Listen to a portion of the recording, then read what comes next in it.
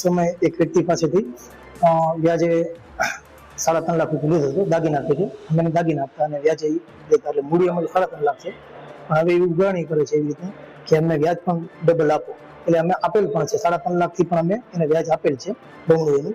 પણ પછી અમને ખ્યાલ પડી કે અહીંયા લોક દરબારમાં જુનાગઢ પોલીસ આવી રીતે પ્રોગ્રામ કરેલ છે, તો અમે અહીંયા આવ્યા હતા અને એસપી સાહેબ એમ સારી રીતે સાંભળ્યા છે અને અમને આશા છે કે એ જે કેસ અમારે છે એ પારે પાડી દેશે સાહેબ.